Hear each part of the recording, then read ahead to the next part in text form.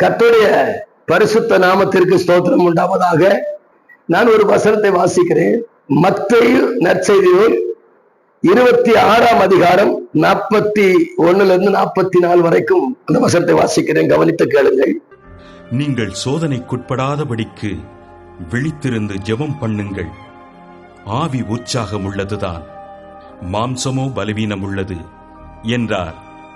அவர் மறுபடியும் 2ஆம் தரம் போய், என் பிதாவே, இந்த பாத்திரத்தில் நான் பானம் பண்ணினால் ஒழிய இது என்னை விட்டு நீங்க கூடாதாகில் உம்முடைய சித்தத்தின்படி ஆகக் கடவது என்று ஜெபம் பண்ணினார்.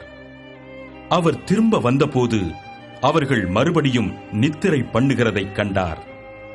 அவர்களுடைய கண்கள் மிகுந்த நித்திரை மயக்கம் அடைந்திருந்தது.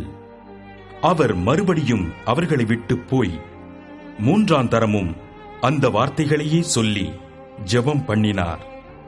பின்பு அவர் தம்முடைய சீஷர்களிடத்தில் வந்து, இனி நித்திரை பண்ணி இளைப்பாருங்கள்.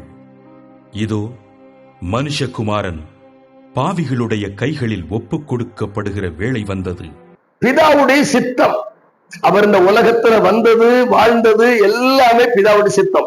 பிறந்ததிலிருந்து, வளர்ந்ததிலிருந்து, ஞானஸ்தானம் பெற்றதிலிருந்து, அவர் ஊழியம் செய்திலிருந்து எல்லாமே பிதாவுடைய சித்தம் தான். ஆனா மரண நேரத்திலும் கூட அவர் சொல்றாரு, பிதாவே உம்முடைய சித்தத்துக்கு என்னை ஒப்பு கொடுக்கிறேன்றார். சித்தத்துக்கு. ஆமா, இப்போ பிதாவுடைய சித்தம் குமாரனுடைய வாழ்க்கையில நிறைவேறுவதற்காக இப்ப அவர் என்ன செய்யறாருன்னா, அந்த கெத்சேமனே என்கிற ஒரு தோட்டத்துக்கு வராரு. அங்க ராத்திரி ஜெபம் பண்றாரு. என்ன ஜெபம் பண்றாருன்னா, ஆண்டவரே, இந்த பாத்திரம் என்னை விட்டு நீங்கும்படி செய்யும், ஆனாலும் என்னுடைய சித்தத்தின்படி அல்ல, உங்களுடைய சித்தத்தின்படி ஆக்கடவது என்று சொல்லி ஜெபிக்கிறார்.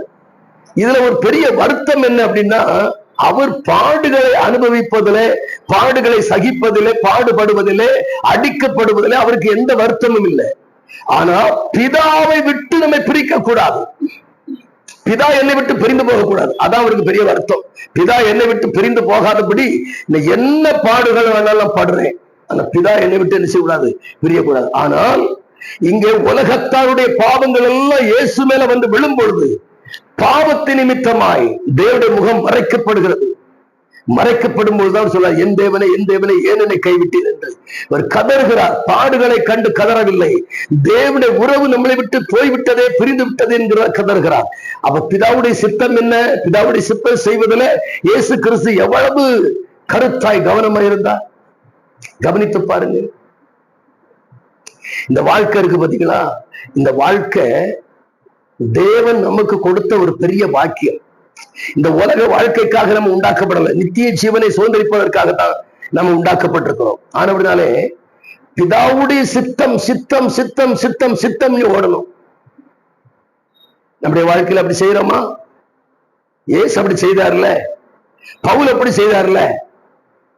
நம்முடைய சித்தத்தின்படி ஆக கடவுது, நம்முடைய சித்தத்தின்படி அமர்கிறோம். எவ்வளவு ஒரு காரியம்! பிதாவுடைய சித்தத்தை நாம் அன்னைக்கு நிறைவேற்றுவதற்காக அவர் மாதிரி ஜீவியத்தை நமக்கு வைத்திருக்கிறார்.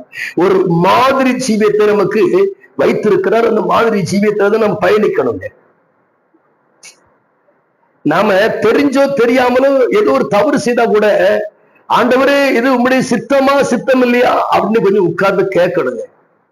நீங்க ஒரு பாதை வழியா போறீங்க, இல்ல ஒரு காரியத்தை செய்ய போறீங்க, இல்ல உங்க பையனுக்கு பொண்ணு பார்க்க போறீங்க, இல்ல உங்க பொண்ணுக்கு மாப்பிள்ளை பார்க்க போறீங்க, ஏதோ ஒரு காரியத்துக்கு போறீங்க, அது தேவ சித்தம் தானு கேட்டு தேவ சித்தத்துல கேட்டு போகணும். தேவ சித்தம் இல்லாம போய் அதுல மாட்டிக்கிட்டு பிறகு மருமக சரியில்லை, குடும்பம் சரியில்லை, மருமகன் சரியில்லை, அது சரியில்லை, இது சரியில்லைன்னு ஏன் புலம்புறீங்க? அதெல்லாம் விட்டுருங்க. தேவ சித்தத்துக்கு ஒப்பு கொடுங்க, கர்த்தர் நடத்துவார். நாம் ஜெபிப்போமா?